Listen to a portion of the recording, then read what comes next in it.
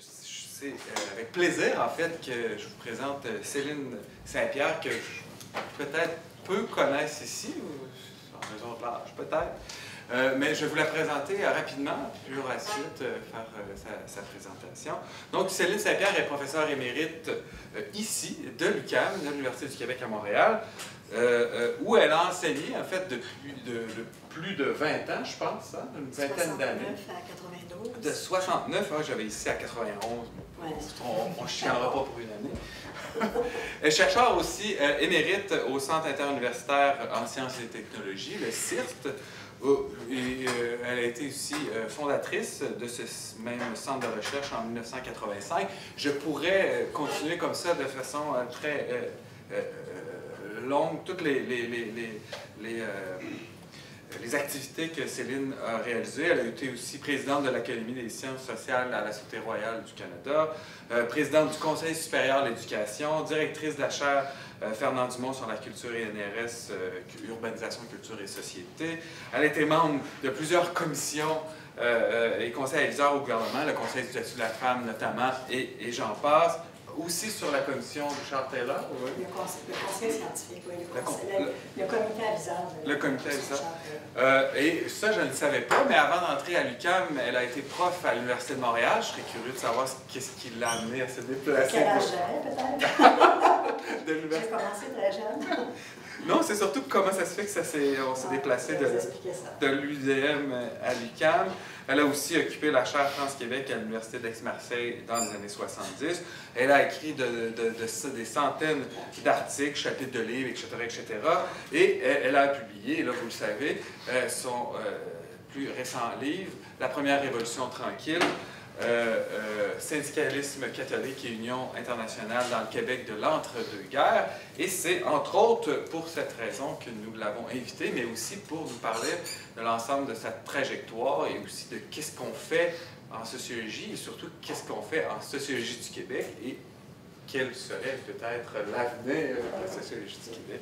Alors merci beaucoup Céline d'avoir accepté mon invitation.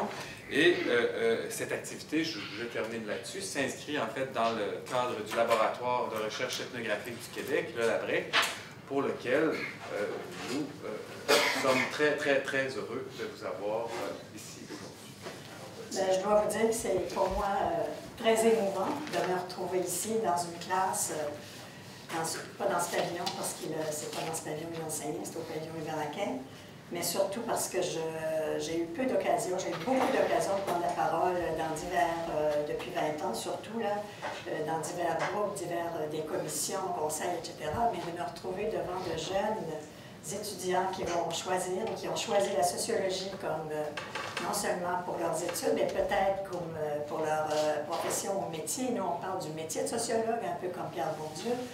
Ça m'émeut beaucoup. Alors, quand votre professeur Frédéric Parent m'a parlé de cette invitation, c'est que je lui avais simplement envoyé une couverture de mon livre pour lui dire est-ce que ça peut être intéressant, est-ce qu'il y a un cours en sociologie qui peut s'intéresser à ça. Ce n'est pas un livre d'une historienne, c'est un livre d'une sociologue. Et ça, c'est extrêmement important de le savoir. Je viens d'aller à la coop pour voir un peu où mon livre était rangé. Un peu à la coop en bas, il est dans la série Histoire, il est avec les historiens. Je cherchais dans sociologie, moi, parce que c'est l'histoire des idées.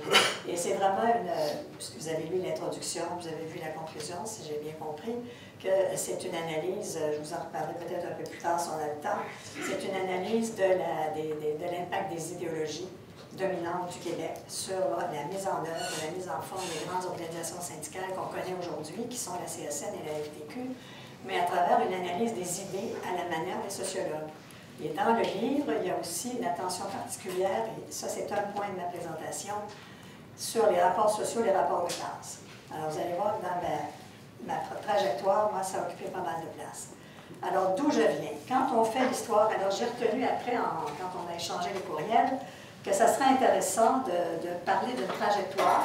Et en sociologie, les récits de vie sont très importants. On a travaillé dans les années 70, je ne sais plus du tout dans les années 2020, si on travaille, ou 2015, si on travaille sur les récits de vie, mais c'est un matériau important du sociologue, le récit de vie.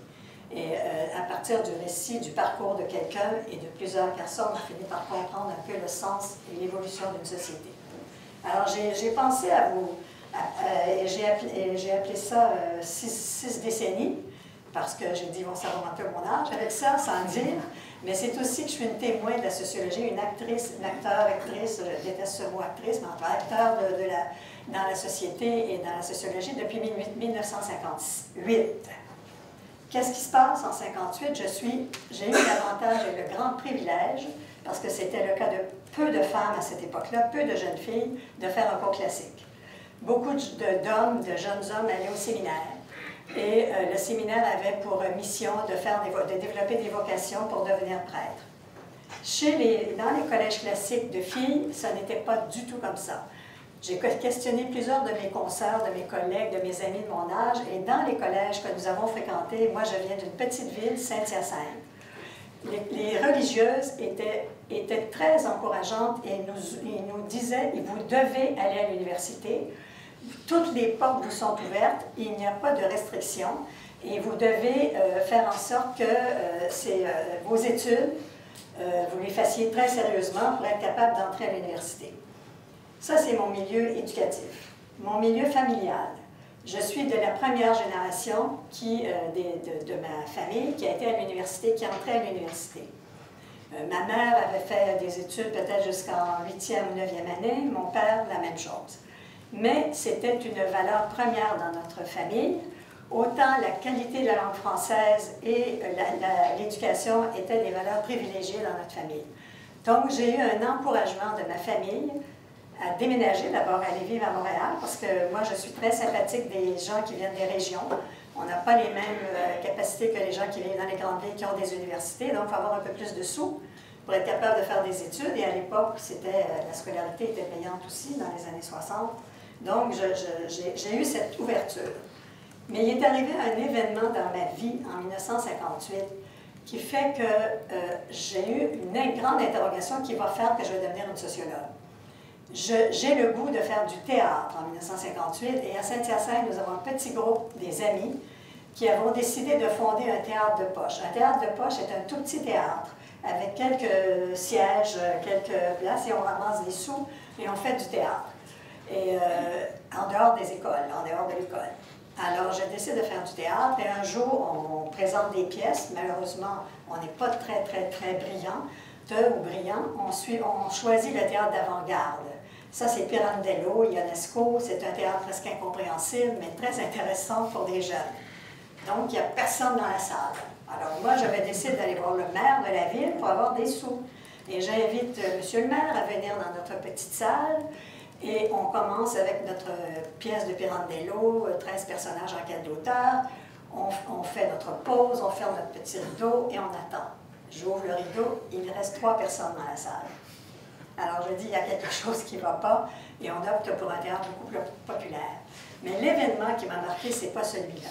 C'est que ma mère a reçu un appel de l'évêque de Saint-Hyacinthe pour dire que c'était inacceptable que ma famille laisse leur fille aînée, j'étais l'aînée d'une famille de 9 enfants, aller faire du théâtre laïque, du théâtre en dehors des écoles, parce que là, dites-vous que toutes les écoles, c'est religieux, c'est des écoles pour les filles, des écoles pour les garçons, c'était inacceptable. Et j'ai entendu ma mère, parce que je n'étais pas loin, qui m'a dit, « Monseigneur », c'est pour vous dire comment l'Église était présente dans les familles et dans la vie de tous les jours.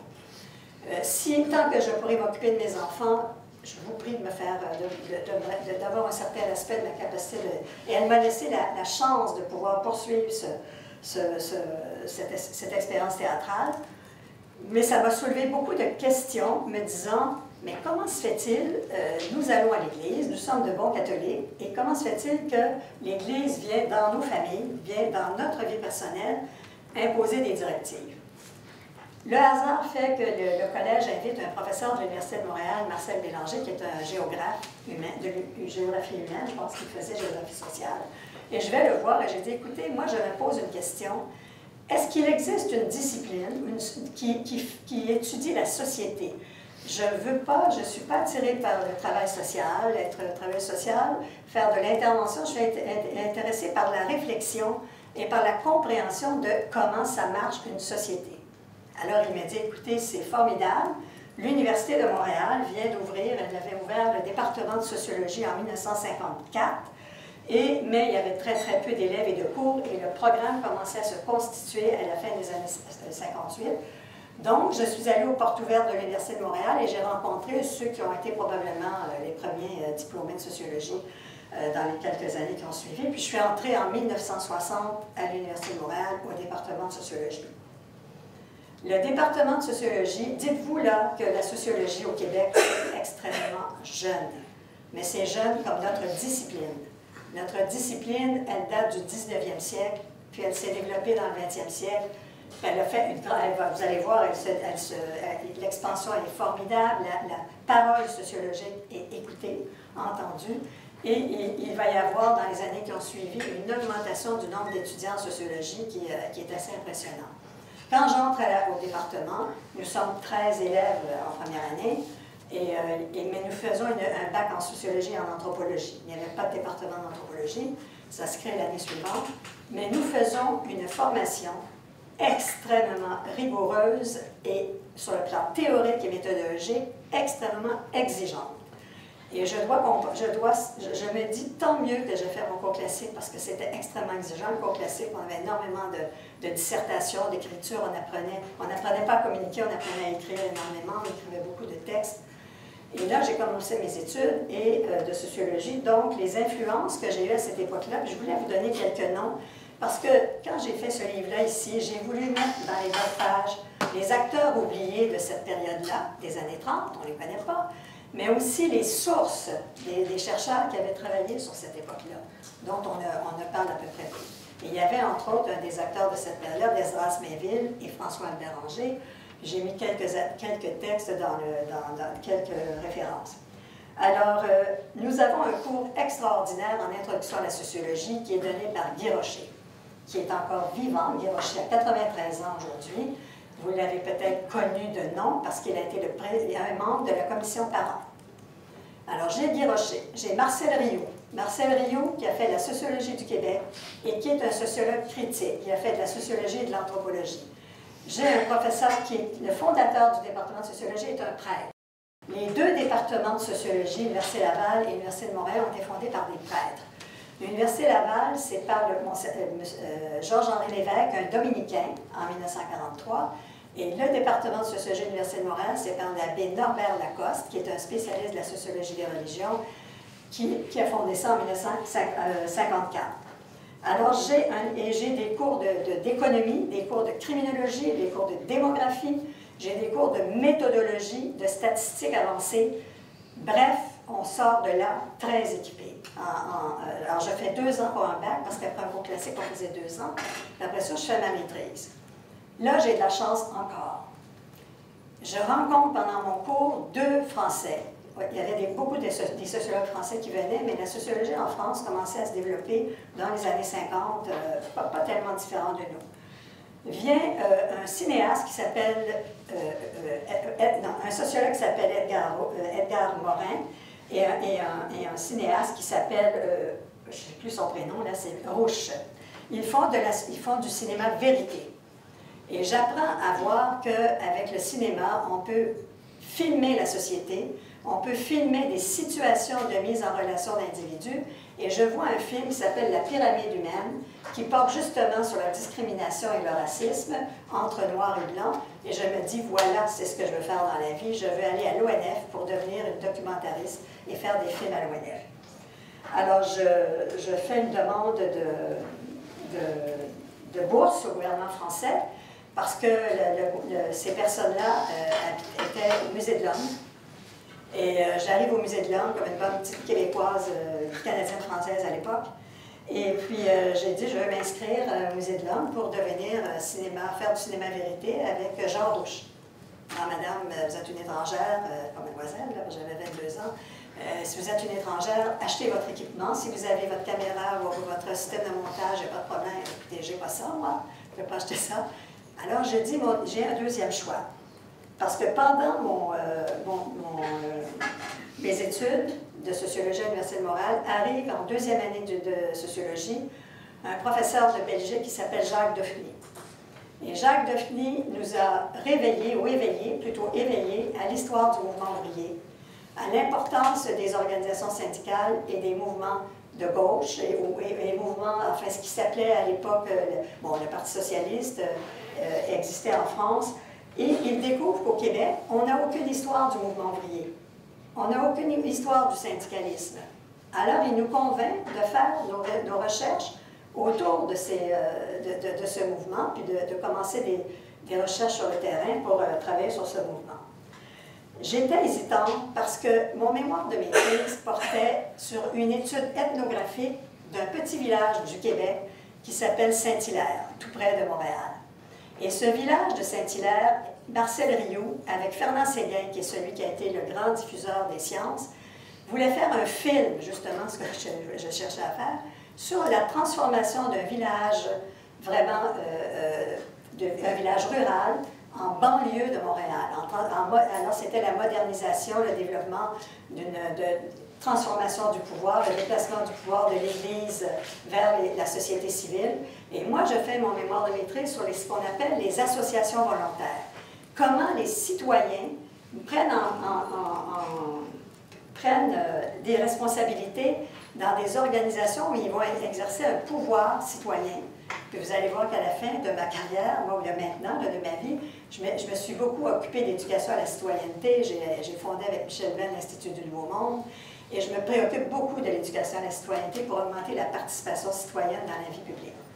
Alors, je fais cette étude de terrain. Nous vivons dans le village comme des anthropologues et nous avons chacun notre sujet. Je fais des entrevues. Alors là, je vois une société en mouvement. Je vois des individus, non pas comme une psychologue, mais comme une sociologue, qui décode le sens de l'action, qui décrypte le comportement des gens, mais d'une autre manière que d'un point de vue psychologique. Alors c'est comme, je me voyais un peu comme une psychanalyste de la société. Il faut faire ouvrir le discours, il faut faire découvrir le sens, revoir, d'après des récits de vie, justement, le sens de l'action, qui fait en sorte que cette coordination du sens de l'action crée des mouvements, crée des outils de changement ou de statu quo, mais le pouvoir de l'Église se déplace vers un pouvoir civil.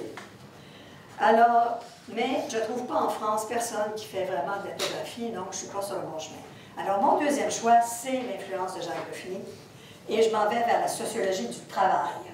Et la sociologie du travail et des mouvements sociaux va devenir pour moi ce que vous allez voir dans mes recherches dans les années 70 et 80, plus tard, les années 80, vraiment les objets de mes recherches. Quelle chance j'ai d'être à Paris en 1963. D'abord, il n'y a presque pas de femmes à l'Université de Montréal. Vous savez, je n'ai pas trouvé le pourcentage de femmes qui ont fait des études universitaires au début, mais je pense qu'à l'Université de Montréal, en questionnant mes amis, on pense à peu près 20 à 25 des femmes qui sont à l'université. Mais c'est dans les facultés d'infirmières, c'est les facultés de travail social, mais dans les autres facultés, il n'y a presque pas de femmes. Donc, on fait notre chemin, on arrive à le faire. Et quand j'arrive à Paris, j'habite à la cité universitaire. Si jamais vous faites des études supérieures, ou vous voulez aller en France, ou vous allez à Paris faire votre doctorat, bien, vous pouvez habiter à la cité universitaire. C'est une cité internationale, avec chaque pays a sa maison. Et moi, j'ai connu des gens de plusieurs pays. Je tombe tout de suite dans le monde, dans l'international. C'est-à-dire des gens qui viennent de peu partout faire des études. À la cité universitaire, à la Maison du Québec, la Maison du Canada à Paris, pardon. On est tous des étudiants du Québec qui faisons des études dans différents domaines. Donc, il y a là un mouvement d'échange d'idées. Mais je dis, bon, je fais mes études. Je vais aller à l'École pratique des hautes études en sciences sociales, qui existe toujours. Elle s'appelle l'École des hautes études en sciences sociales. Et je choisis d'étudier avec Alain Touraine, que peut-être vous allez lire ou que vous avez lu. Mais Touraine est un des sociologues qui a eu le plus d'influence au Québec. Vous allez voir un petit peu pourquoi. Alors, j'entre dans ce séminaire de l'École des hautes études. Il y a à peu près 12 personnes. Des gens beaucoup plus âgés que moi. Et là, moi, j'ai là 23 ans. Je vois personne que je connais. Là, il n'y a pas d'étudiants étrangers, il y a juste des Français. Alors, à un moment donné, je prends la parole. Puis là, tout le monde se dit, mon Dieu, qu'est-ce que c'est cet accent? Mais je suis arrivée bardée de connaissances en sociologie. Je connaissais l'école américaine de Talcott Parsons sur le bout de mes doigts. L'école américaine, parce que Guy Rocher, qui a été mon professeur et dont vous avez peut-être le traité de sociologie générale, lui avait étudié à Harvard. Et il avait étudié avec Talcott Parsons, on peut dire un des grands sociologues de la sociologie américaine. Et donc, je connaissais ça, et eux, les Français, étaient en train de découvrir la sociologie américaine. Le problème, c'est que ce n'était pas traduit en français. Donc, c'était plus difficile, ne parlait pas du tout l'anglais. Alors, je prends la parole, et là, tout le monde me regarde, et je me dis, où est-ce que je suis? Et je me trouve, en fait, en 63, la seule étudiante dans un groupe de recherche. Parce que la sociologie en France s'est développée autour de groupes de recherche du CNRS, et on a commencé, le Centre national de recherche scientifique, on a commencé à faire des cours. Mais Touraine est en train de pondre sa théorie de l'action. Si vous allez voir l'œuvre de Touraine, vous allez voir qu'il y a un livre qui s'appelle La sociologie de l'action, et c'est le pendant, mais pas du tout du même courant théorique, que Talcott Parsons, qui a fait aussi une sociologie de l'action sociale. Et Touraine, lui, va le faire sous l'angle de ce qui change, le mouvement social, les mouvements sociaux, c'est ce qui va l'habiter. Mais nous avons les études là-bas. Pourquoi nous sommes tellement de Québécois en France à cette époque-là? Les études sont gratuites au doctorat. Pour aller faire des doctorats aux États-Unis, ça coûte à peu près 15 à 20 000 $, puis vous n'avez pas encore d'appartement. Alors, très peu vont aux États-Unis. Mais nous sommes parmi les premiers à venir du Québec parce que pendant la guerre et après la guerre, il n'y a pas eu d'enseignement à l'université entre les années 1940 et 1950. On ne peut pas venir étudier en Europe parce que c'est la guerre et puis les universités sont à peu près fermées. Alors, les gens ont été, comme Guy Rocher ou d'autres, sont allés aux États-Unis avec des bourses. Je ne sais pas trop comment ils ont fait, mais en tout cas, ils ont fait leurs études. Alors là, je décide, je fais ma sociologie du travail, mais je ferai mes films sur le travail et les ouvriers. Et je subis une première humiliation, je vais chercher ma carte d'étudiant, puis c'est important dans la vie de quelqu'un, ce que je vous raconte, c'est pas pour rien que je les ai retenus, comment ça nous structure comme sociologue. On me dit que je ne suis pas francophone. Le Québec, on ne sait pas où est-ce que c'est, et puis il faut passer un examen de français. Mais j'ai refusé. J'ai refusé de passer l'examen de français, je me suis assise dans la salle des étudiants étrangers, puis je suis restée là, puis j'ai dit, personne, et je reviens à la cité universitaire, puis là j'ai tous mes amis, mes collègues qui sont là, faites attention, on va vous demander un examen de français, défendons notre langue. Moi, je venais d'une famille, la langue française, c'était capital. Alors, je n'ai pas passé cet examen-là. Et après, il n'y en a jamais plus eu. Mais là, je ne comprenais pas. Quand on sait quelle est la place du Québec dans la politique française ou dans les amitiés France-Québec, puis moi, je vais en bénéficier plus tard, je vais avoir une chaire du Québec à Aix-en-Provence, il y a un chemin inouï qui s'est produit depuis 30 ans, 40 ans, c'est produit. Alors, je refuse ça. Mais on a la chance de pouvoir aller étudier, aller suivre les cours comme on le veut. Rien n'est ajouté dans notre cursus, sauf les cours obligatoires. Je suis allée faire le cours de Georges Gurvitch. Georges Gurvitch, là, je voulais écrire quelques mots au tableau, quelques noms, parce que j'avais dit à Frédéric, je suis sûre qu'il y a des noms de sociologues que les étudiants n'ont jamais vus. En tout cas, Georges Gurvitch, c'est un Russe, arrivé à Paris parlant un excellent français, qui a écrit le traité de sociologie qui va servir de référence, de livre de référence dans les années 60 à l'étude de la sociologie en France. Mais je le connaissais, moi, parce qu'on l'avait eu dans nos études. On avait étudié autant l'école française, l'école allemande avec Mannheim et Max Weber, que l'école américaine. La sociologie québécoise, au début des années 60, on n'en sait pas grand-chose parce que les sociologues qui la produisent et dont vous lisez les travaux aujourd'hui sont en train de devenir les professeurs de la première décennie de gens qui vont aller à l'université en sociologie. Donc, on n'a pas beaucoup de contenu de sociologie québécoise. Alors, alors, je décide d'entrer en sociologie du travail. En 1965, je suis 2 ans à Paris, puis là, je décide de faire un doctorat. Mais moi, ma tête est toujours dans le cinéma. Je reçois une lettre de Guy Rocher à Paris, parce qu'à l'époque, il n'y avait pas de téléphone, ne pensez-y pas, là, on ne téléphonait pas. On écrivait. Alors, je reçois une belle lettre que j'ai maintenant. Guy Rocher a fait sa vie en ce moment, puis peut-être que la lettre va être là, je ne sais pas.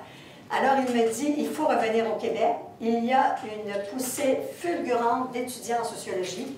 On a des inscriptions, c'est incroyable. Revenez pour être mon assistante, parce qu'il faisait le grand cours de sociologie générale. Demandez à n'importe qui de mon âge et après qui ont suivi ce cours de Rocher, c'est un excellent pédagogue.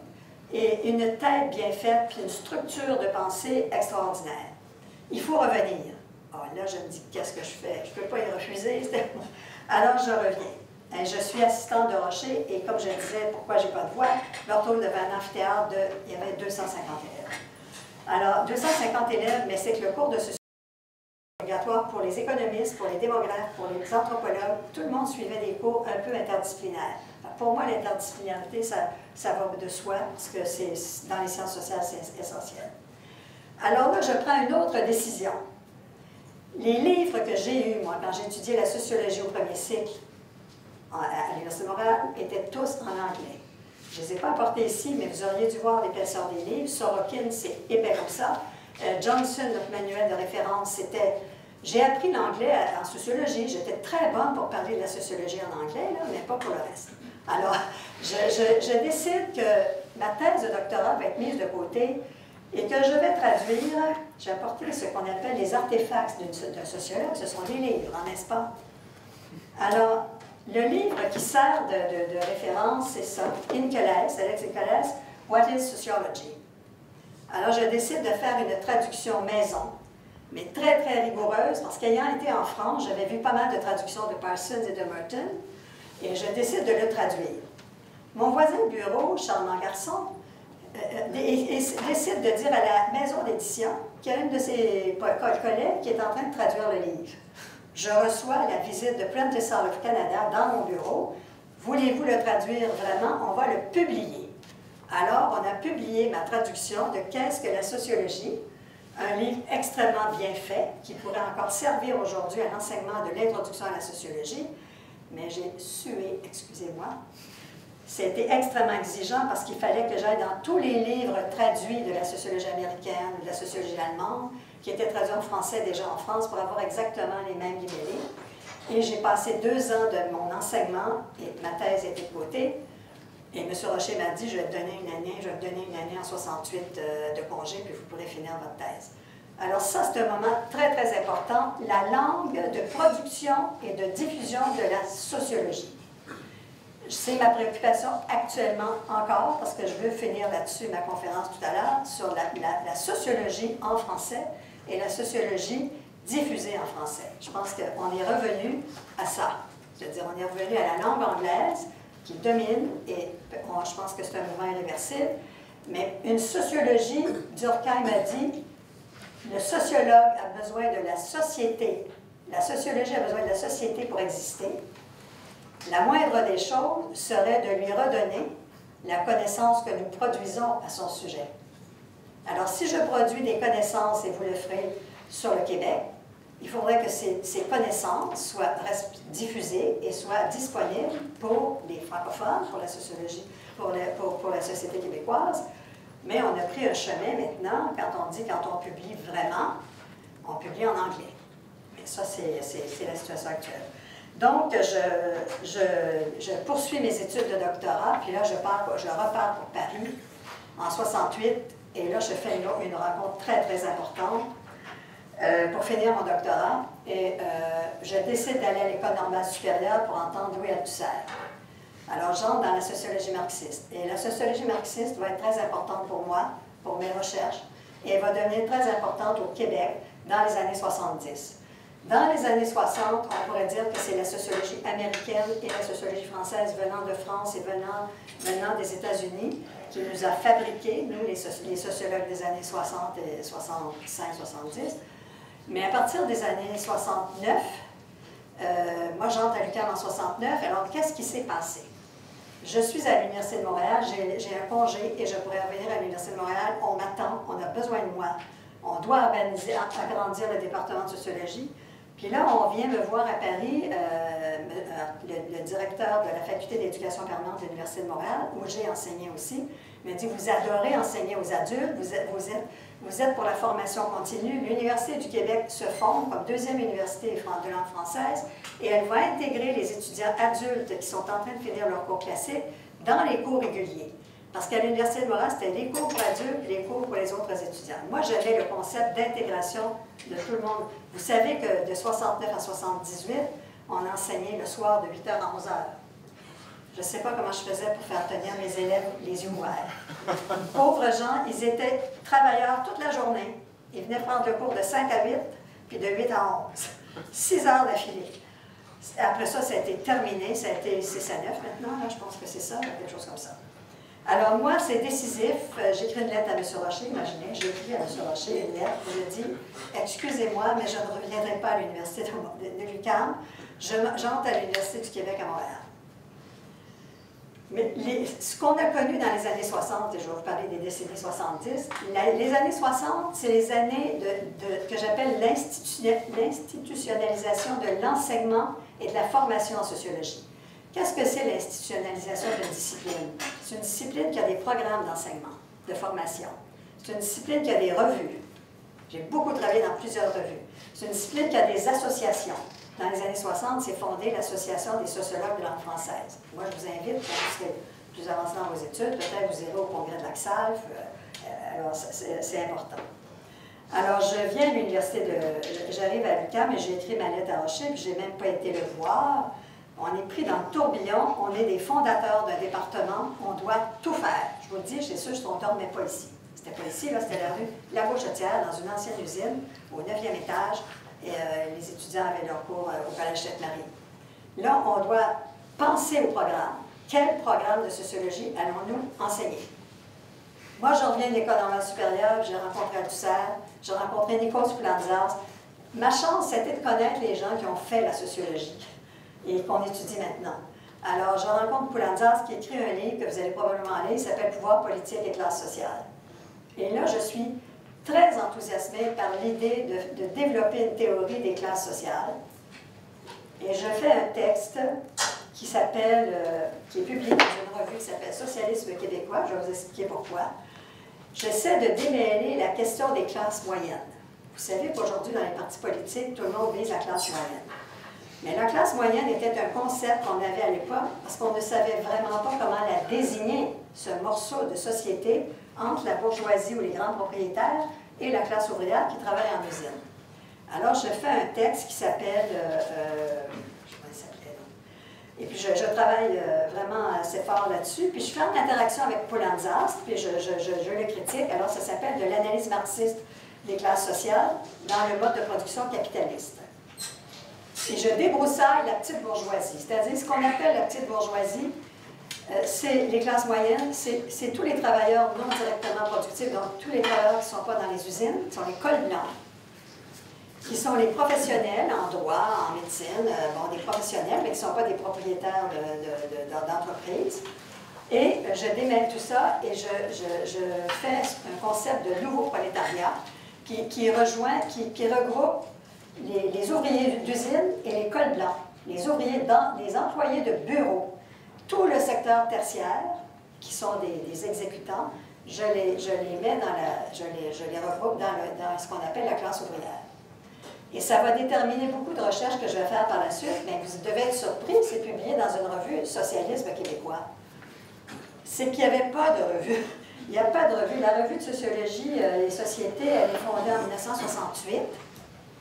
La revue Recherche sociographique de l'Université Laval, elle produit des études ethnographiques sur le Québec, mais il n'y a pas de revue pour parler théorie, pour diffuser. Et l'autre préoccupation que nous avons, parce que je faisais partie d'un groupe de réflexion qui s'appelait Socialisme québécois, la préoccupation, c'est de diffuser dans la société québécoise, que les gens nous lisent et que les gens participent à la diffusion des connaissances. Et il y a, à l'époque des années 70, au Québec, les groupes communautaires que vous connaissez aujourd'hui sont très, très, très nombreux à se développer. Les groupes d'intervention sur le logement, les groupes d'intervention sur l'intégration des immigrants, les groupes, nommez-les, il y en a énormément. Il faut former les travailleurs communautaires.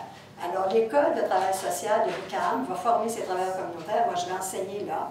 Et les animateurs culturels, l'animation et recherche culturelle est aussi un lieu où je vais enseigner parce qu'on veut donner des outils aux intervenants culturels pour qu'ils comprennent la société dans laquelle on vit. Donc, je fais ce choix, et ce texte, cette revue-là, elle n'existe plus, cherchez-la pas, pilonnée, ouais, elle est morte. Il y a beaucoup de connaissances au Québec qui ont été produites dans des revues comme ça et qui sont inexistantes. C'est pas dans je suis sûre que j'ai même pas été voir à la Bibliothèque Hergé nationale pour voir si c'était là. Parce qu'un peu plus tard, on fonde une revue qui s'appelle Chronique. On publie mensuellement cette revue et on écrit des articles sciences sociales et artistes. On écrit des articles et j'ai écrit un texte là, sur la question suivante qui va me préoccuper. Qu'est-ce que je fais à l'université? Je suis une première de génération. Puis je suis un peu comme Fernand Dumont. Il faut que vous lisiez le livre de Fernand Dumont, Le récit d'une émigration. Émigration, ça veut dire que vous vous déplacez de votre condition sociale personnelle vers un autre monde. Et l'université, dans ma génération, c'est pour les gens qui ont de l'argent ou c'est pour les futurs dirigeants de la société. Puis là, nous, on arrive dans des fonctions, dans des disciplines qui n'ont rien à voir avec ça. Alors, il y a Gramsci qui va beaucoup m'influencer. Antonio Gramsci, ça, c'est celui qui va être... Marx va m'orienter dans toute ma théorie sociologique parce que j'ai fait, dans le programme de sociologie, les premières années de sociologie, j'ai donné les premiers cours au Québec qui s'appellent le matérialisme historique. Et le matérialisme historique, c'est la science des rapports sociaux que nous décortiquons des travaux de Marx. Alors, on lisait en classe, on lisait le Capital, on lisait les théories sur l'économie politique. Les gens lisaient beaucoup. Je ne sais pas si vous lisez beaucoup, mais la sociologie, on ne peut pas s'en sortir si on ne lit pas. Alors, ils lisaient ça, puis là, on sortait les concepts des rapports de classe. Et c'est là que j'ai été chercher ce qu'il me fallait pour ça, mais je l'ai fait évoluer. Et on donne les premiers cours de... Et on décide, pour faire le programme, d'utiliser la théorie d'Althusser qui parlait des instances. L'économie, le politique et l'idéologie. Et on fonde tous nos cours en ateliers de sociologie politique, ateliers de sociologie économique, histoire de la pensée, ateliers de la culture. C'est les grands termes. Puis Gramsci, lui, qu'est-ce qu'il développe? Il développe un concept, puis une idée qui est vraiment intéressante de l'intellectuel organique. L'intellectuel organique me fait pousser à écrire dans cette revue-là, qu'on ne peut plus trouver maintenant, un texte que vous allez lire dans le livre de Jean-Philippe Warren et Gagné, Gilles Gagné, Sociologie et valeurs. Il y a 13 penseurs québécois qui sont dans ce livre-là. Ils nous ont demandé, ils ont choisi un texte, je suis dedans, puis ils ont choisi un texte, c'est eux qui ont choisi, puis après ça, ils font un commentaire de qui on peut être, comme personne ou comme profil. Alors, ça s'appelle les sciences humaines servantes du pouvoir ou de la population. À quoi ça sert les sciences sociales? Alors, je me suis relue, ça faisait longtemps que je n'avais pas vu ça. Mon Dieu, qu'on avait vraiment un langage direct. Alors, je dis l'appropriation des connaissances en sciences humaines, puis ça va occuper mes années 2000-2010. L'appropriation des connaissances en sciences humaines, c'est un enjeu politique. Qui connaît, qui ne connaît pas? Qu'est-ce qu'on connaît, qu'est-ce qu'on ne connaît pas? Quels sont nos outils de pensée? Quels sont nos outils de pensée critique? Là, j'ai Marcel Rioux dans la tête, la pensée critique. La pensée critique, là, on ne comprenait pas trop ce que c'était dans les années 70, c'était critiquer tout. Mais la pensée critique, c'est une pensée de construction. C'est un construit, Alors, j'explique ça. Et puis, je dis en plus, les sciences humaines doivent être un outil d'intervention et de transformation de la société québécoise. Donc, là, je trouve pas mal mon camp, là où je me situe. Ça n'enlève rien à la rigueur de la méthodologie et de la scientificité, si on peut dire, du caractère scientifique des sciences sociales. Parce que si on se déplace, si on n'admet pas ça, les sciences humaines vont être traitées comme elles sont traitées maintenant. C'est une opinion parmi d'autres. Sauf la science économique, tout le monde écoute les économistes, puis ça c'est quantitatif, puis c'est très précis. Ça c'est sûr, c'est des données sûres. Mais les données probantes, les données sûres en sociologie sont aussi de grande valeur, et sachez-le comme futur sociologue, mais il faut que vous ayez une rigueur de pensée, des connaissances puis des outils. Mais je trouve avec l'intellect organique, et donc je vais être beaucoup plus près du mouvement ouvrier. C'est ce que je choisis. Donc, ma thèse de doctorat là, que je fais sur les grandes idéologies, et d'autres une partie est là-dedans, c'est de comprendre le mouvement ouvrier, de le décortiquer, de le décoder, puis de voir comment il a été construit comme mouvement social. Et je fais appel aussi à cette thèse à Touraine, parce que Alain Touraine, vous allez voir, il n'y a eu pas d'influence en France, mais il y a eu une grande influence en Amérique latine et au Québec. Parce que quand je suis revenue en 68, j'entre dans la salle de Touraine, de la classe de Touraine, c'était plus la même, là. Là, c'était plein de latino-américains et de Québécois. Beaucoup, beaucoup de Québécois de ma génération, de la génération qui a suivi, sont allés étudier chez Touraine. Il faut dire que dans les années 60, le premier doctorat de l'Université de Montréal a été fait en 73. Nous, on a fait le doctorat ici en 1980. Puis à l'Université Laval, je ne sais pas exactement quand. Alors, il fallait aller à l'étranger pour étudier de toute façon. Et moi, j'avais choisi la France. Et donc, je choisis le mouvement ouvrier. Et toutes mes années 70, on fonde un groupe ici à l'UQAM qui s'appelle les mouvements ouvriers politiques. Et on va étudier le mouvement syndical dans son action politique. Mais on a commencé à faire l'histoire. On est parti du début. Alors, nos premiers livres, c'est 1890, 1920, 1930. Mais on n'est pas allé plus loin. Le groupe s'est effiloché, puis on a fait autre chose dans la vie.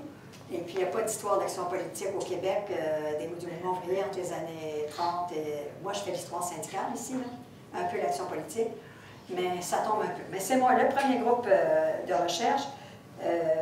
Alors, le choix que je fais pour de sociologue organique va beaucoup m'influencer dans les objets de recherche que je vais choisir. Les objets que je choisis, donc, c'est décortiquer les classes sociales et mettre à jour les rapports sociaux. Et là, le livre de Weber, si vous lisez Le savant et le politique, en tout cas, vous allez voir l'œuvre de Weber, l'économie politique et sociologie et société, économie et société.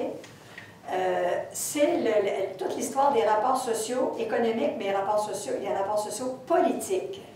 Les concepts de domination, de rapport de pouvoir, dans les années 70, vont émerger.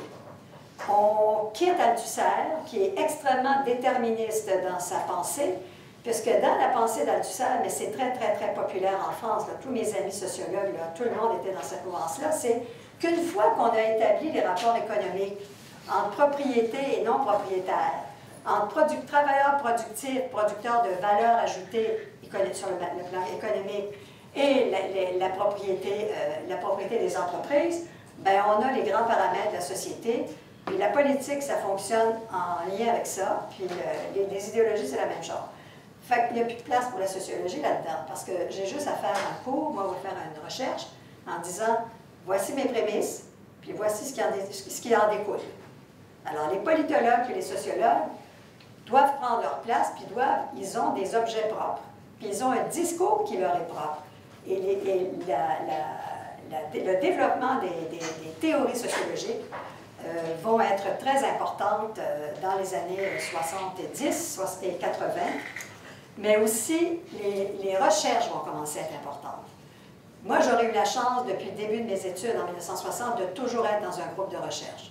Avec Marcel Rioux et Fernand Séguin, je fais ma thèse de mon mémoire de maîtrise. Ensuite, avec Jacques Dauphiny, en 65-68, on fait un groupe sur l'histoire du mouvement ouvrier. Et nos recherches qu'on a fait à l'époque, encore une fois, on a fait un autre choix. C'est pour ça que j'ai publié ça maintenant, c'est que je n'ai jamais publié ma thèse. Elle était à Paris, puis je me suis aperçue que tous les Québécois qui sont allés à Paris faire leur thèse, c'est pas dans Érudit, c'est pas dans les mémoires qui existent ici, c'est seulement les thèses et les mémoires de maîtrise qui sont faites dans les universités au Québec. Alors là, je me dis ça, elle n'est pas disponible. Alors on décide, nous, j'aurais voulu l'apporter, mais là, dans ma service, c'est un peu lourd. On fait une grosse histoire du mouvement ouvrier populaire pour les syndicats, qui s'appelle l'histoire du mouvement ouvrier au Québec, 1876-1976, avec des photos, avec une bibliographie. Si jamais vous voulez l'avoir, vous avez juste à appeler à la CSN ou à la FTQ à ne pas embarquer dans le projet. CSN et CSQ, vous pouvez l'acheter, ça ne coûte pas cher. On est rendu à la 4e édition. Ça s'est distribué dans les mouvements syndicaux énormément. Ça a été vraiment, je trouve, un engagement du mouvement syndical pour aller chercher la recherche, les objets, les résultats de recherche et en faire un outil de connaissance pour les gens qui sont dans le mouvement syndical. Donc, on fait ce grand livre, puis moi, ma thèse, écoutez, je l'ai découverte dans une boîte, il y a à peu près 4 ans, là, je faisais le ménage, et puis j'ai ouvert j'avais 650 pages. Et parce qu'il fallait avoir beaucoup de données statistiques, j'ai fait toute la recherche sur l'implantation du syndicalisme au Québec à la main, parce qu'il n'y avait que des petites cartes consignées à la main sur les effectifs syndicaux dans chaque syndicat. Alors, avec Marcel Fournier, qui est la génération qui me suit, mais il est assez proche de moi, Lui, il m'a aidé. On a fait, si vous voyez les fiches que j'avais, ça n'avait pas de bon sens. Alors, on a tout mis là-dedans parce qu'on s'est dit, il n'y a personne d'autre qui a travaillé sur ce sujet-là. En revenant, j'ai rapporté plusieurs copies, mais je les ai toutes données au syndicat. Alors, quand j'ouvre ma thèse, il y a à peu près 4 ans, la dactylographie, là, c'était tout effacé, à peu près, c'était en train de s'effacer. Alors, je savais même plus ce qu'il y avait. Non. Alors, j'ai dit, il est temps que je la fasse taper à l'ordinateur. Ce qui a été fait. Puis là, j'ai travaillé là-dessus après. Alors, je vais passer là, 10 ans sur cette idée de ce groupe de recherche Mouvement ouvrier politique. On a des livres, on fait des conférences, on fait des présentations dans des groupes communautaires, on est toujours... Moi, j'ai été comme une intellectuelle organique à la CSN et à la FTQ pour faire de la formation des travailleurs en histoire du travail, en sociologie du travail, conditions des femmes dans les milieux de travail. J'ai passé beaucoup d'heures de ma vie là. Et j'ai fait moins de communication scientifique.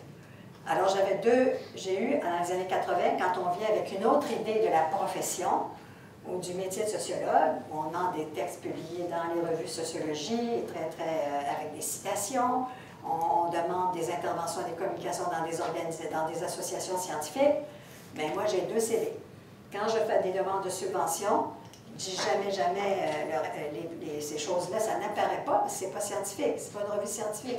Or, c'est un outil de connaissance fait, les articles sont produits à partir de connaissances d'après les règles de l'art, enfin de la sociologie. Alors, j'ai 2 CV jusqu'en 1990, 85, mais après ça, ça va changer. Parce que les services aux collectivités à l'UQAM sont très importants. Et les raisons pour lesquelles je suis venue à l'UQAM, c'était la formation des adultes intégrés dans nos classes, mais c'était la mission de service aux collectivités. Là, ça me permettait de résoudre mon dilemme pour qui je pense, pour qui je travaille. Puis je fais mon métier le mieux possible, mais j'ai des affinités et je vais pouvoir... Et on fonde le service aux collectivités de l'UQAM, le protocole CSN-FTQ, pas CLQ, parce que la CLQ vient plus tard. Puis là, les politologues, les économistes, les sociologues peuvent faire des recherches en collaboration avec les organismes en question. Il y a, alors, à 78, 79, là, le mouvement des femmes est extrêmement important. Alors, je décide de m'engager, de revenir à la sociologie du travail. Pas de revenir, mais j'étais sociologie du mouvement, on avait fait ce qu'on avait à faire. Et je m'engage là dans l'étude des changements technologiques. Moi, je suis une des premières à avoir travaillé sur les changements technologiques liés aux technologies de l'information. Mais je réalise que le travail des femmes est fortement touché par les changements technologiques parce que les employés, la bureautique, alors il y a un numéro des cahiers de recherche sociologique de l'UQAM, là on a fondé ça en 82, je fais en 85, je fais un numéro spécial avec des étudiants de doctorat, informatisation et bureautique. Et il y a un article là-dedans que je fais qui s'appelle Enjeux et défis du virage technologique en milieu de travail. Et on commence à faire pas mal de recherches dans les milieux. Comme j'étais formée à l'ethnologie, j'ai fait mon étude de communauté, moi, à Saint-Hilaire, quand je vous l'ai dit, les pieds, on a vécu 2 étés là. Moi, je forme les étudiants à être dans les milieux. Il faut faire des études de terrain. Ça, c'est en ballon. Il faut être très fort en théorie. Il faut être très bon en méthodologie. Vous faites votre possible. Il faut que vous ayez des outils, là. Mais il faut que vous fassiez une fois dans votre vie du terrain.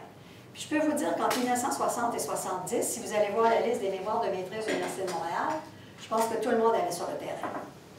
Alors, on prenait une entreprise, on pouvait étudier, nous autres, on a pris les compagnies d'assurance, les employés d'Hydro-Québec, j'ai fait des études aussi dans les entreprises, la robotique, on est allé chez GM, on a fait des études de chaîne de montage, les transformations de l'information, on est allé chez Hyundai, on a observé les transformations, mais c'était pas facile d'entrer dans les milieux de travail, c'est extrêmement difficile.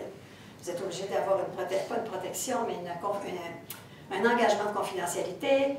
Nous, on voulait filmer, on n'a pas été capable de filmer, mais c'est parce que moi, j'avais toujours mon idée d'avoir des images. Écoutez, une chaîne de montage, quand on dit vous voulez étudier le taylorisme, là, moi j'ai étudié le taylorisme, le fordisme, les chaînes de montage, les transformations d'organisation du travail, bien, si vous avez des images, ça parle plus. Et un ethnologue, ça travaille avec des images. Alors, bon, on n'a pas pu en faire beaucoup. Mais on est rentré là dans les entreprises et la plupart de mes étudiants de doctorat, j'ai fait je ne sais pas combien de thèses de doctorat, là, mais 7-8 portent sur des milieux de travail, puis mes mémoires de maîtrise aussi, avec une quinzaine. Et j'opte pour l'école blanche. Je me dis, je découvre une division du travail entre les hommes et les femmes en sociologie. Les hommes sont passionnés de robotique. Ils adorent les robots. Ils vont dans... Mes amis français, les Français, c'est la même chose. Ils font toutes les études de sociologie du travail en travail dans les usines. C'est fait par des... Bon, les sociologues s'intéressent beaucoup à ça, mais il y a beaucoup plus d'hommes que de femmes en sociologie à cette époque-là. Mais s'intéresse au travail de bureau. C'est beaucoup plus difficile à observer, c'est beaucoup moins emballant de découvrir une chaîne de montage dans les travails de bureau, alors que quand je suis rentrée chez Hyundai à Bromont, puis que je suis chez IBM, que je vois des grands serveurs, que je vois, enfin, c'est spectaculaire, puis là, je rentre dans un travail de bureau, je dis, mais comment je vais expliquer le travail de bureau? Comment je vais expliquer le travail des femmes? Eh bien là, les récits commence à être très important. La sociologie qualitative, les entrevues. Mais il faut que les personnes que vous interviewez soient tout à fait à l'aise avec vous. Ils soient capables de formuler aussi ce qu'elles font. Beaucoup de gens disent, ben moi, je m'assois à mon bureau, puis j'écris, puis je remplis des formulaires. Il ne faut pas faire une grosse recherche avec ça, là. Et puis c'est là qu'on va vous dire, ben les sociologues, ça nous dit ce qu'on sait déjà. Hein? Souvent, les gens vont vous dire, « Ah, c'est ça vos études de sociologie? » Bien, on le sait déjà. Oui, mais vous le savez dans l'opinion, peut-être, dans votre opinion, mais nous, on confirme des choses. Alors là, j'ai pas mal de recherches qui vont porter sur les rapports sociaux de sexe dans l'entreprise, dans les milieux de travail du secteur tertiaire. Et je vais avoir énormément de publicité. Je vais devenir une sociologue très visible. D'abord, ça c'est incroyable par exemple. Là, je suis rentrée dans un sujet, je ne savais pas que j'allais... La revue Interface, qui est la revue de la classe, là je suis... Vous ne me reconnaîtrez pas, là, mais c'est moi. Fait la couverture de la revue, fait une grande entrevue avec moi, puis là je me retrouve dans des articles de journaux là, avec ma photo. On ne voit plus ça maintenant. Tu sais, la bureautique et les emplois pour les femmes viennent m'interviewer. Je vais à Télé-Québec, je fais une série d'à peu près 10 émissions. Là, je suis pas très à l'aise de faire ça, mais je deviens plus à l'aise avec le temps. Mais je crois à ça. Je me dis, nous travaillons, nous avons le devoir de diffuser nos travaux pour que ça devienne des outils de compréhension pour l'acteur social, puis des outils pour lui ou elle de vivre ce qu'il a à vivre, puis aussi d'aller plus loin dans sa vie, Alors là, je vous le dis, j'en ai fait, c'est incroyable. Mais je voulais vous le montrer parce que moi, c'est des artefacts avec lesquels j'ai pu convaincre les gens de dire oui, ça s'est passé comme ça. J'aurais voulu avoir une photo de l'évêque qui est entré chez ma mère pour dire qu'est-ce qu'elle fait cette fille dans son petit truc, là, mais je ne l'ai pas. Alors, donc, on avance beaucoup dans le travail, dans la sociologie du travail consacrée aux couches moyennes, donc on se situe sur le plan des classes sociales. Là, je vous parle de mon itinéraire à moi. Là, on comprend plus que l'école blanche, c'est les nouveaux ouvriers, les nouveaux travailleurs exploités, les nouveaux travailleurs qui sont dans des statuts d'exécutants plutôt que de contrôle de leur travail, et le monde des femmes au travail. Et là, les groupes de femmes aussi sont très importants, vont soutenir ces recherches-là. On va fonder à l'IREF, on a l'Institut de recherche d'études féministes à l'UQAM. Ça va devenir à l'UQAM très, très important, ces sujets-là. Et bon, on évolue vers 83, 84, vers un gros projet qui devient ce qui s'appelle le CIRST aujourd'hui, le Centre interuniversitaire de recherche en sciences et technologies. Moi, je fonde en 85 un centre de recherche qui s'appelle le Centre de recherche en évaluation sociale des technologies. Parce que toutes les recherches sont faites par les ingénieurs, sont faites par les informaticiens, puis le ministère de l'Enseignement supérieur, en 1985, a eu une lumière formidable grâce à un sous-ministre qui est un historien des sciences, qui s'appelle Camille Limoges, qui peut-être vous allez voir des écrits de lui, il va devenir membre de notre équipe, qui dit qu'il faut qu'il y ait des sciences sociales dans l'étude des technologies. Alors, les juristes de l'UQAM font un groupe de recherche.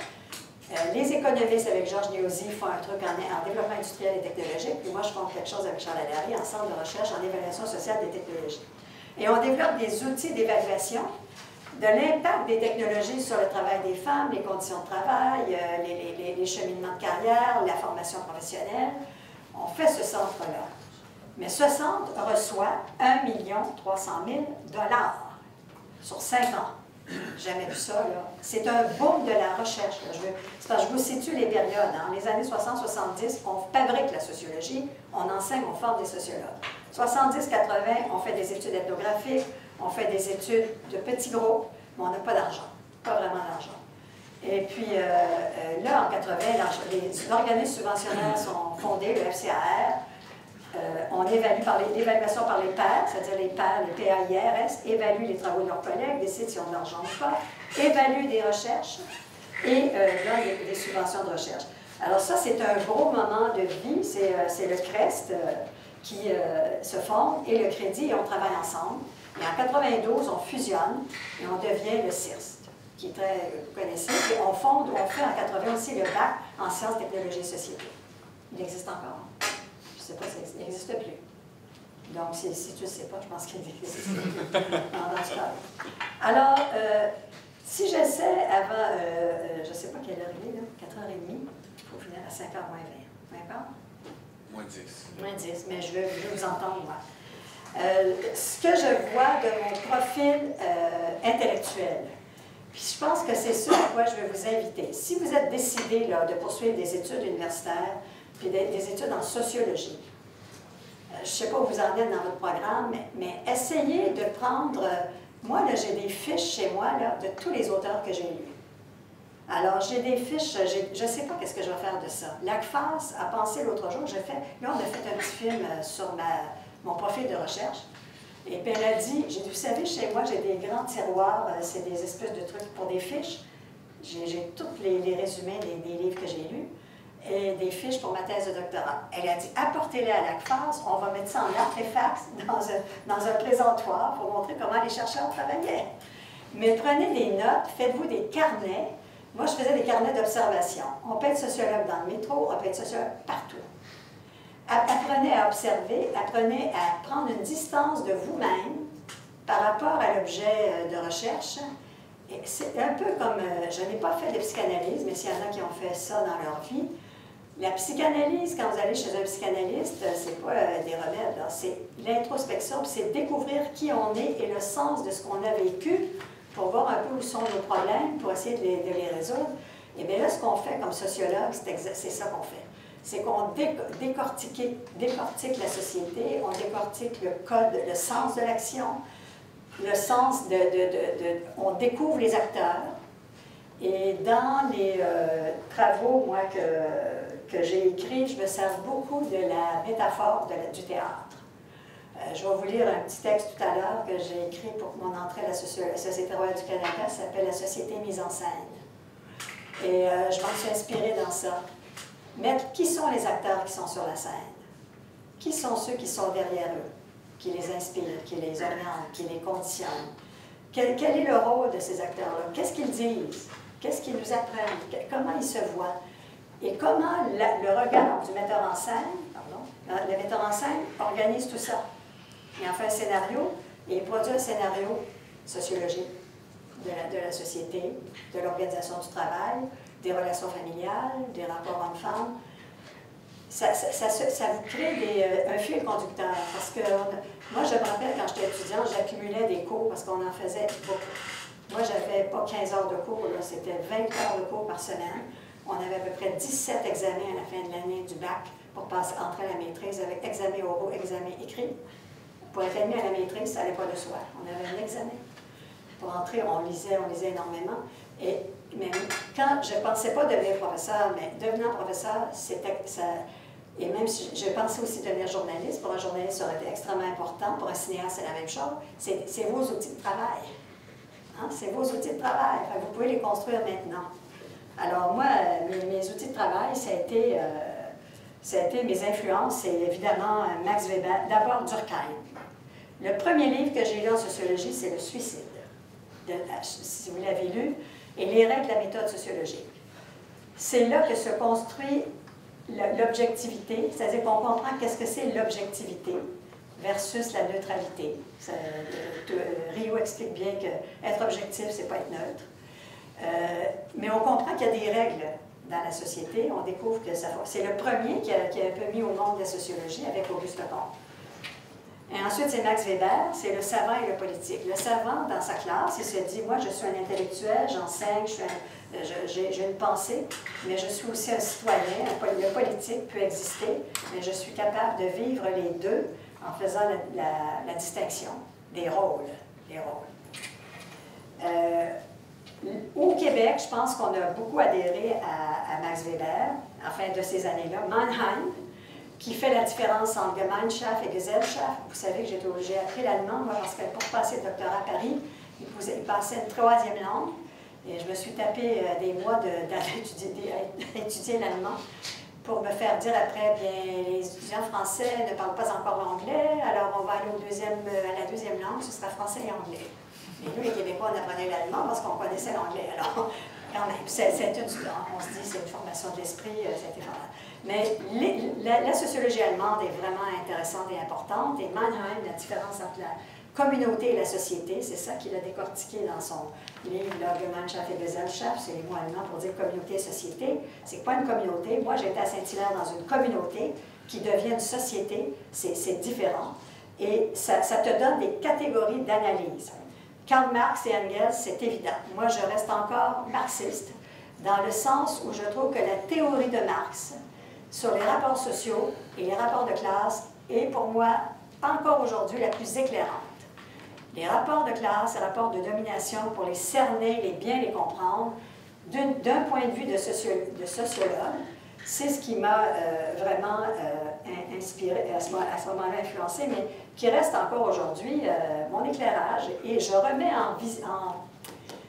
là-dedans une petite partie de l'analyse porte sur les rapports sociaux. Parce que pour comprendre le mouvement ouvrier ou le mouvement syndical, il faut que je le situe dans les rapports sociaux.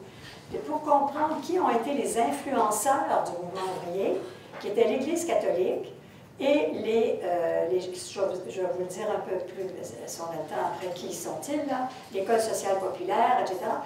Puis, quelles sont la production, quand on passe d'une société rurale à une société urbaine, une économie rurale à une économie de production de biens, mais qui sont les acteurs dans tout ça. Alors, je remets les rapports sociaux de classe un petit peu dans ce livre-là. On peut dire aussi que le fonctionnalisme a été beaucoup enseigné dans les années 60. Nous, en 70, quand on fonde l'UQAM, on décide d'enseigner les grandes théories sociologiques. Donc, on va enseigner le fonctionnalisme, le structuralisme et le marxisme. Moi, je m'occupais du marxisme. Mais Parsons et le fonctionnalisme, ça n'a pas eu beaucoup d'influence chez les sociologues québécois. Et on a délaissé aussi l'althussérisme ou la dérive althussérienne. Je pense qu'au début des années 70, on était très althussérien, le CAM, et puis ça devenait une théorie déterministe, où on n'était pas capable de voir quel était le rôle du sociologue. On avait juste à voir le rapport économique, puis on disait, voici la classe ouvrière, voici la classe bourgeoise, on décline, mais qu'est-ce qu'on fait? Puis, aujourd'hui, on a vraiment besoin de nous. Ça va être la conclusion finale de ce que j'ai à vous dire. Alors, Alain Touraine, définitivement, Edgar Morin, définitivement, ont été très importants pour moi. Alain Touraine, parce que ce qu'il propose, c'est de mettre en scène les acteurs qui sont dans le changement social. Il fait le lien. Guy Rocher fait ça aussi. Guy Rocher, c'est une sociologie du changement social. Puis Touraine, c'est une théorie une sociologie des mouvements sociaux. Mais le fonctionnement de la société, comment ça fonctionne, ce que faisait Parsons, ça nous a moins intéressés. On a plus travaillé dans nos objets de recherche, je ne peux pas vous dire les dernières années 2000, et depuis les années 2000, sur les moments de changement. La Révolution tranquille, les combats des femmes, la Révolution, c'est-à-dire les grandes grèves ouvrières. Ça nous attire comme sociologue et on intervient beaucoup dans une sociologie du changement. Les mouvements sociaux, mouvements étudiants, mouvement ouvrier, mouvement des femmes. Alors, c'est ça qui est le focus de beaucoup de la sociologie produite au Québec. Je ne sais pas ce qu'elle sera, ça elle vous appartient maintenant à la sociologie, vous verrez ce qu'il y en est. Et je veux vous lire un petit paragraphe de ma présentation à la Société royale. Je suis présente. La Société royale du Canada, c'est une société qui recrute, qui élit des membres, qui sont considérés par leur père comme ayant un itinéraire assez exceptionnel de production sociologique. C'est dans toutes les disciplines, ça peut être des chimistes, tout ça. Bien, vous êtes reçus, puis vous avez un discours d'introduction à faire. Puis là, j'ai dit, tiens, il faut que je leur dise comment je me voyais en 1989. J'ai 48 ans, j'ai fait 25 ans de sociologie, puis alors voici. C'est pas long, mais comme j'ai fait un peu de théâtre, je pense qu'on est capable de lire ça maintenant. Le sociologue a de multiples visages. Je vais tenter ici de tracer le portrait de celui qui m'est le plus familier, qui m'apparaît comme un être tourmenté, traversé par une ambivalence constante entre son travail d'analyste et son travail de mise en représentation de la société d'un côté et son impulsion vers l'intervention et l'action. Alors, il est toujours tourmenté entre ces deux choses-là. Metteur en scène, il lui arrivera de se conforter dans cette fonction d'analyste et de garder de la distance. En d'autres temps, il se propulsera en avant pour se mêler aux acteurs, mais avec le souci de bien distinguer les deux rôles, analyste et acteur, et de respecter leur spécificité. Parfois, il m'arrivera, c'est moi qui parle, il n'arrivera plus, à faire le partage entre les deux. Il sera à la fois acteur et metteur en scène. Un acteur qui se met en scène aussi. Mais il pourra aussi se voir confronté à d'autres metteurs en scène qui, s'étant appropriés ces scénarios, les scénarios de mes scénarios, les scénarios du premier metteur en scène, ou encore qui les trouve trop complexes, fait de ces sociologues un indésirable. C'était un être banal, diront les uns, un être dérangeant, diront les autres. C'est un peu ça qui se passe dans ce moment, c'est qu'on est à la fois banal, et on est à la fois dérangeant. Alors, j'ai appelé ma conférence, parce qu'il me demandait, Frédéric me demandait, j'ai appelé ça « Plaidoyer pour la parole sociologique ». Je suis rentrée en 92, pourquoi j'ai quitté le département? Je suis devenue vice-rectrice à l'UQAM, responsable de tous les programmes d'enseignement et de recherche. Puis moi, j'ai soutenu l'innovation dans l'UQAM pour décloisonner les départements, décloisonner les centres de recherche, entrer dans l'interdisciplinarité, mettre le lien entre les arts et les sciences, que Martial Rioux avait proposé dans son rapport qu'on a célébré vendredi dernier dans un très beau symposium sur Rioux, organisé par la Faculté des arts et c'est la Faculté d'éducation. Puis, je me dis, où est la parole sociologique? Et en 1997, je deviens présidente du Conseil supérieur de l'éducation. Je découvre à temps plein. L'UQAM me prête au gouvernement, mais ce n'est pas le gouvernement, c'est un organisme paragouvernemental indépendant, mais qui donne des conseils au ministre de l'Éducation sur toute question du primaire à l'université et inclut les adultes. Et là, j'ai une équipe de recherche formidable, de sociologues, d'historiens, pas d'historiens, sociologues, politologues et statisticiens. Et notre rôle, c'est de faire le lien entre la recherche sociologique et les politiques publiques, en ayant un deuxième acteur qui sont les gens du milieu, qui sont membres de la commission du primaire, commission du secondaire, commission d'enseignement universitaire. C'est des professeurs, des étudiants, des parents, des directeurs d'école qui font le lien entre la pratique du milieu et et les résultats de recherche. Et c'est un rôle formidable. Et si je revenais aux études de doctorat pour enseigner au doctorat, je viserais la formation d'étudiants au doctorat et à la maîtrise aussi, qui sont capables de jouer un rôle dans des commissions de politique publique, dans des commissions, des comités ou dans des organismes conseils au gouvernement ou conseils des grandes institutions. Moi, j'étais membre du Conseil du statut de la femme comme représentante des femmes. Enfin, à l'époque, c'était des représentants d'eux, mais j'ai vu c'était quoi. On faisait des avis à la ministre de la Condition féminine. Ensuite, j'ai fait la commission Bouchard-Taylor. Nous étions sociologues, philosophes, historiens qui donnions nos points de vue sur les orientations qui se dégageaient de Gérard Bouchard et de Charles Taylor sur ce qui est devenu le rapport Bouchard-Taylor. J'ai été aussi une commission en formation continue Et là, je voyais comment c'est beaucoup plus difficile quand on a nos analyses en main de dire qu'est-ce qu'il faut faire. Parce que c'est ça qu'on nous demande. Quelles sont les orientations qu'il faut prendre? Ah, mais là, hein, c'est une responsabilité. Faire sa recherche, puis je vous la donne. Tu sais, ça va bien, on en discute.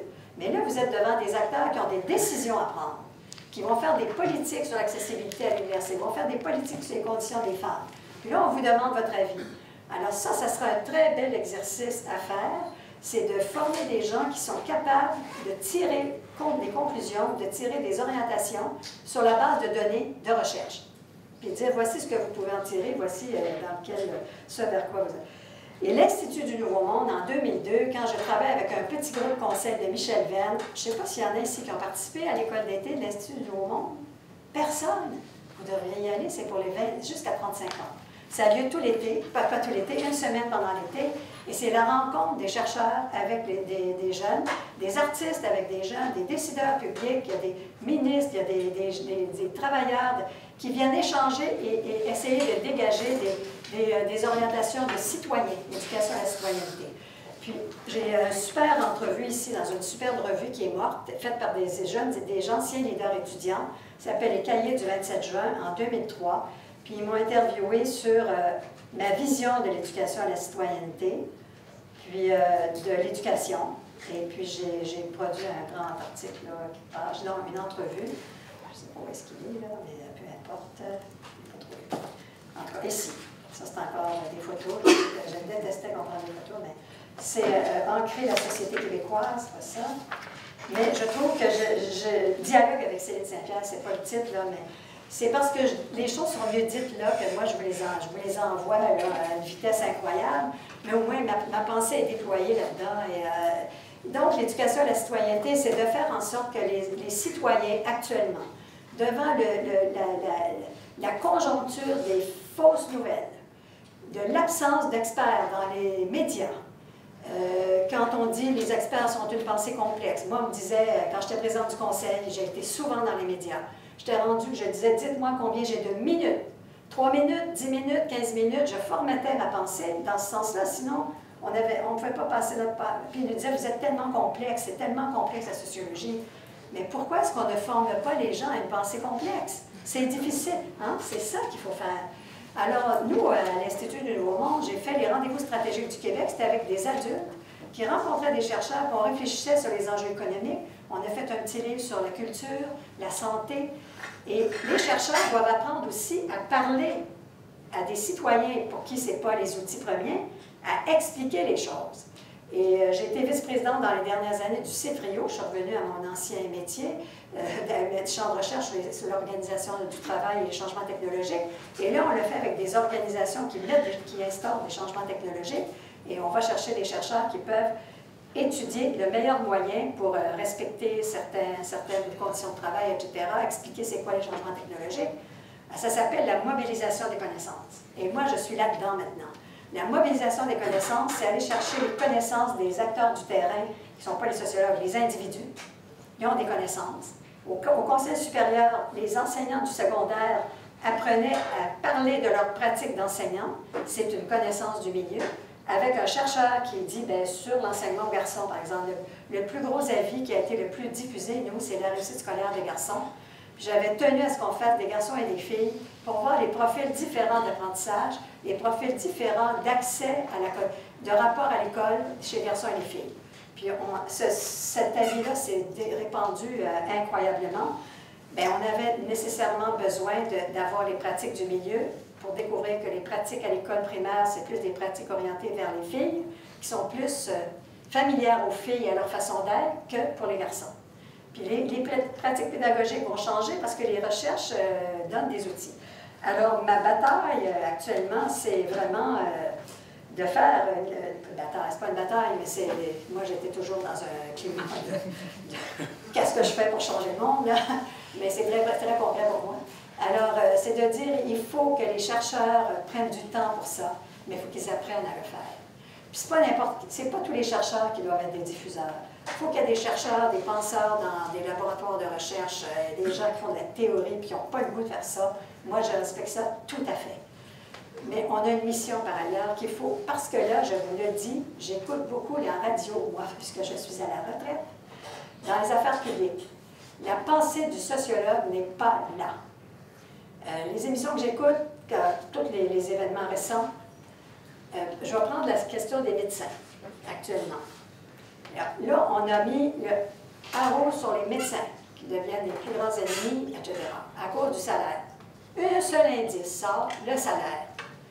Quelle est la formation du médecin?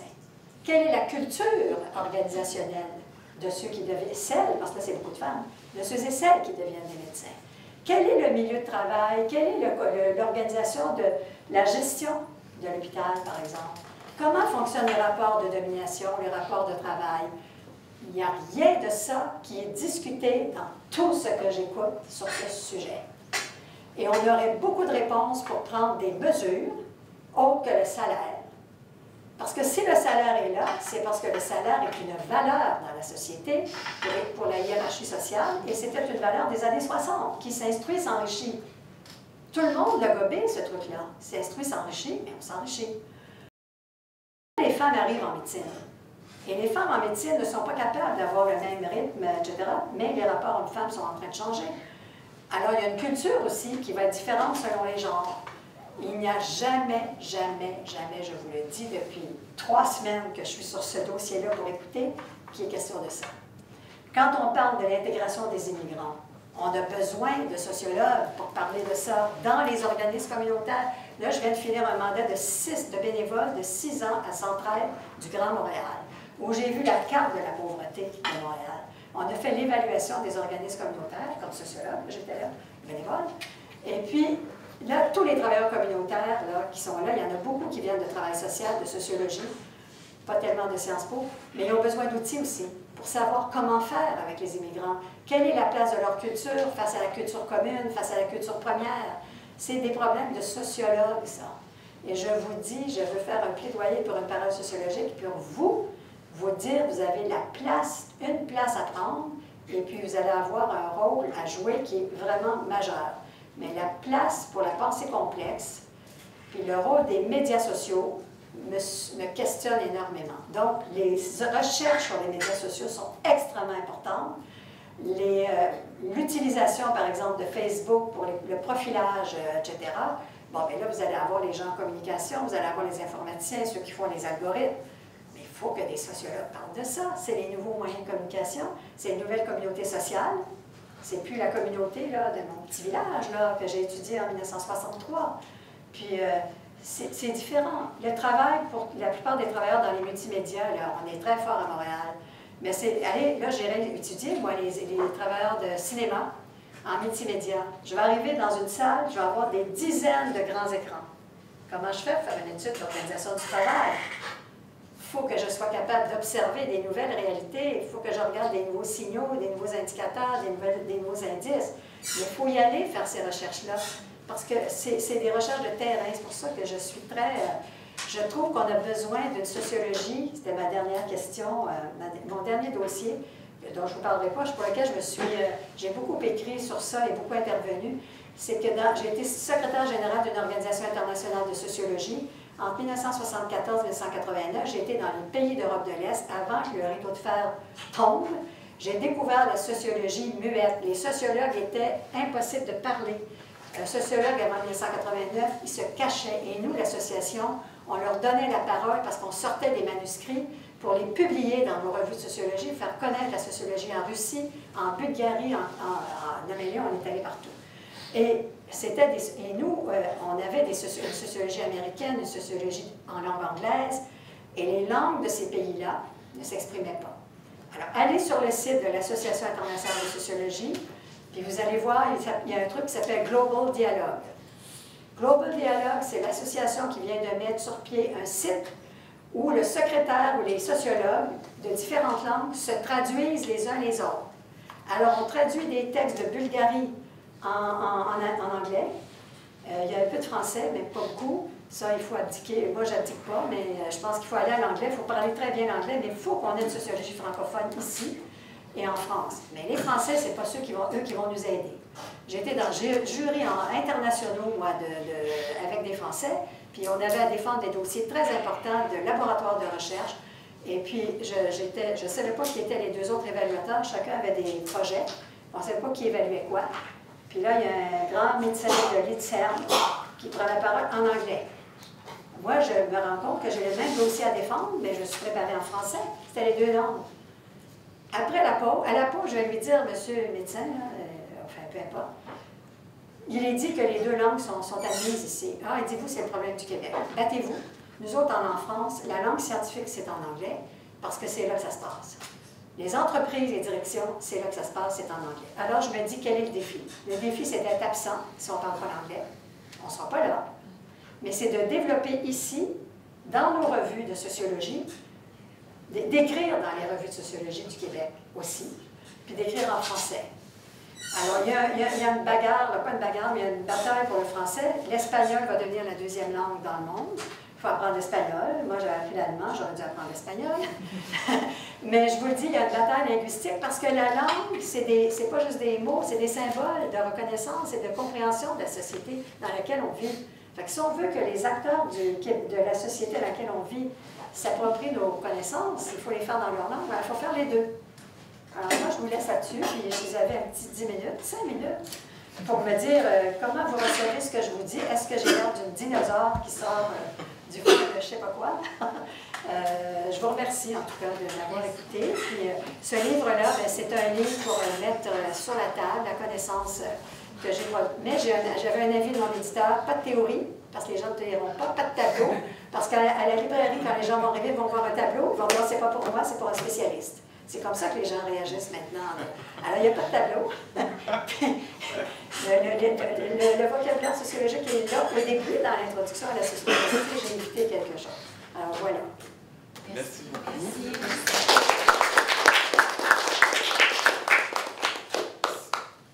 Oui.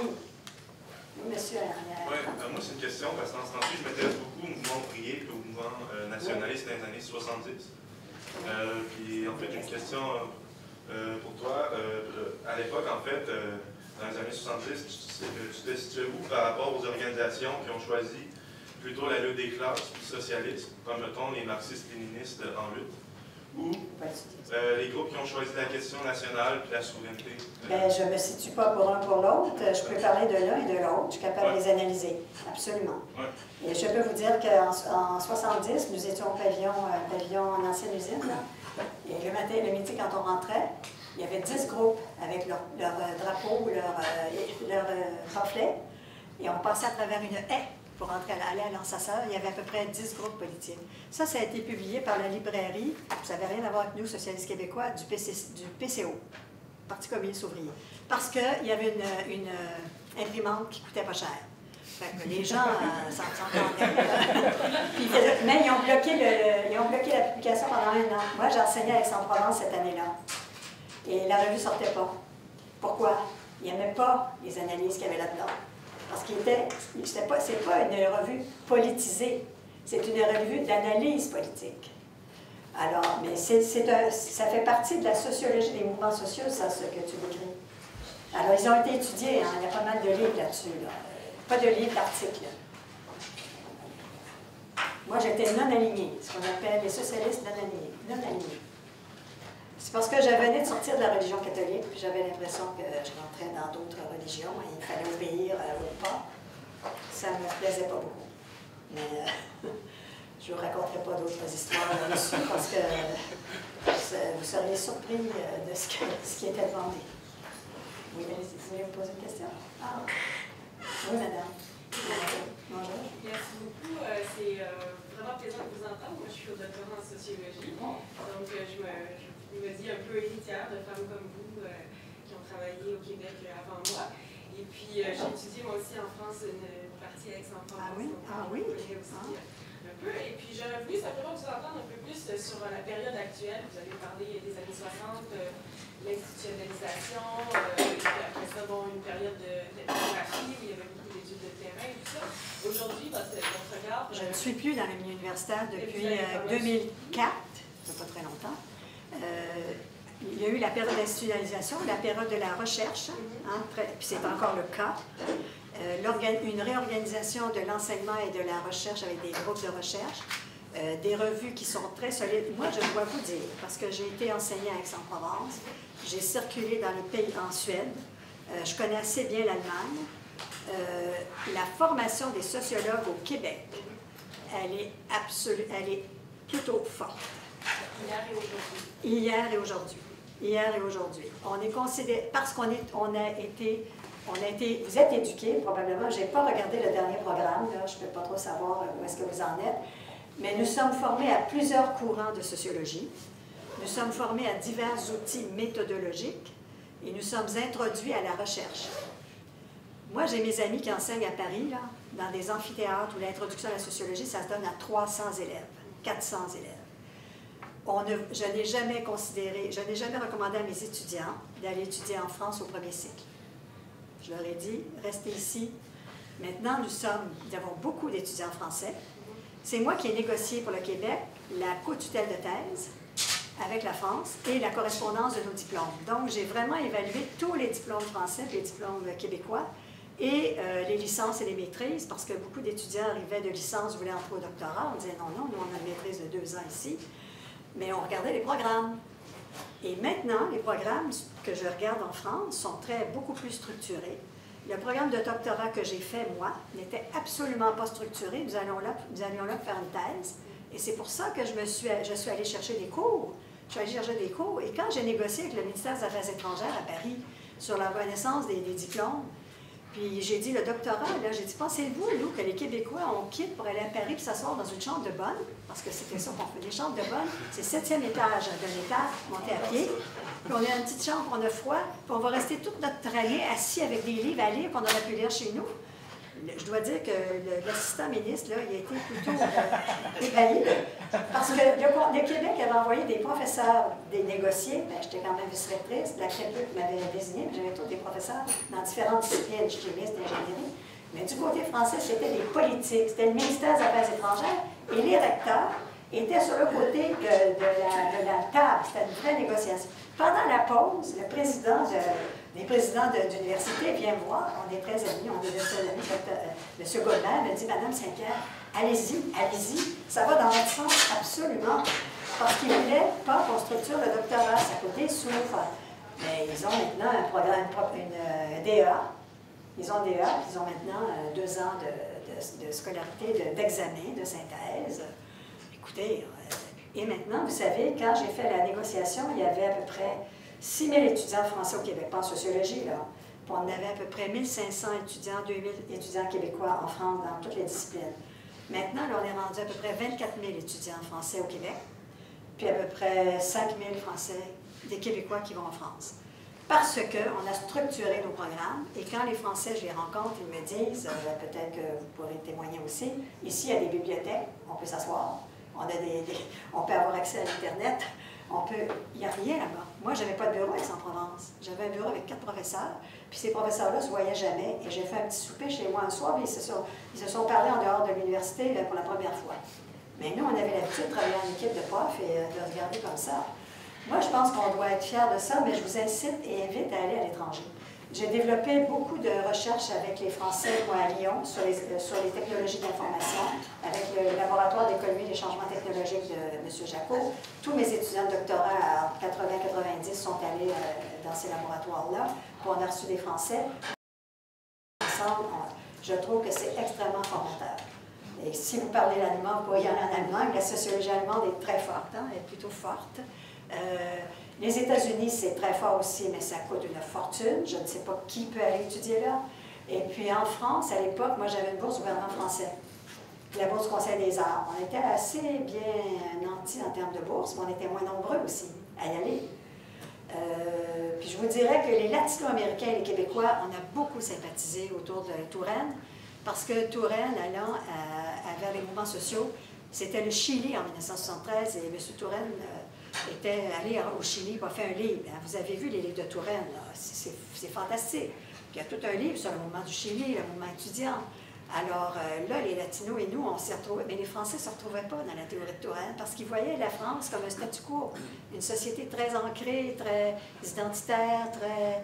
Le changement social, ils ne voyaient pas trop. Peut-être que maintenant, M. Touraine, je suis encore en contact avec lui, là, c'est un homme de 92 ans, il est encore dans les émissions politiques en France. Il y avait une fille qui était ministre dans l'ancien gouvernement socialiste. Non, puis moi, j'ai eu des professeurs. M. Rocher a été, pendant que j'étais étudiante, président de la commission, pas président, membre de la commission parents sur la réforme de l'éducation. Marcel Rioux était mon professeur, est devenu président de la commission sur l'enseignement des arts en 1968, l'intégration des arts à l'école. Et il est mort en 1992, et je vous dis, le symposium qu'on a fait la semaine dernière avec des enseignants du primaire et du secondaire, j'étais invitée à ce colloque-là, mais maintenant, les arts à l'école, on faisait le bilan après le rapport Rioux. Mais comment on fait les arts à l'école? Dans les bases, dans les compétences de base d'un élève. C'est pas juste pour devenir un danseur ou tout ça. C'était vraiment pour les intégrer. Alors, ils sont dans la réforme des curriculums de l'an 2000. Les arts sont là. Non, moi, je dis que... puis les professeurs, je ne sais pas ce que c'est maintenant, mais on était très disponibles pour rencontrer nos étudiants. En France, il est impossible d'avoir un professeur. Et j'ai été chanceuse d'être une Québécoise parce que Touraine s'est un peu intéressé à moi, parce qu'il voulait savoir un peu le Québec, ça l'intéressait. Puis il est venu, après ça, beaucoup de Québécois sont allés, puis il est venu souvent ici. Il est venu jusqu'à l'an 2004, je pense. En 2002, il est venu ici comme... on a donné un doctorat honorifique. Et, beaucoup de Français sont venus ici, des professeurs, des sociologues. On a eu de très bonnes interactions entre les sociologues français et les sociologues québécois. Ben, je vous remercie. Si je revenais dans 4 ans, seriez-vous tous au... diplômés, avec des maîtrises. Puis, avec une maîtrise, vous pouvez faire beaucoup de choses. Hein. Vous pouvez faire des choses, mais le doctorat, on en parlera une autre fois, c'est des études très spécialisées, mais peut-être que ça peut découvrir quelques-uns, mais c'est pour bien un professeur d'université, spécialiste dans un domaine et tout. Mais avec la maîtrise, vous pouvez être chercheur, vous pouvez être dans des ministères du gouvernement, vous pouvez être dans les organisations. Moi, je pensais beaucoup aux nouveaux médias. Oui, pour faire des nouveaux médias comme journaliste, ça s'appelle journaliste, mais je suis découragée de ça. Il n'y a plus de sociologues ou de diplômés de sciences sociales, il n'y a pas beaucoup comme recherchiste à Radio-Canada. Avant, c'était un débouché, il y avait pas mal de gens qui avaient travaillé là, dans les organisations de santé, dans les CLSC, il y en a des entrées possibles, mais vous allez devoir, comme moi je l'ai fait dans les années 60 et mes collègues, pousser la porte. 70, ça allait de soi. 80, ça allait de soi. Mais maintenant, il faut pousser la porte parce que il y a les sociologues, il y a les économistes, il y a les Sciences Po, les historiens, ça pousse toute la même porte, souvent. Mais dites-vous qu'il y a une parole sociologique qui existe et c'est à vous de la développer. Bonne chance. Merci beaucoup.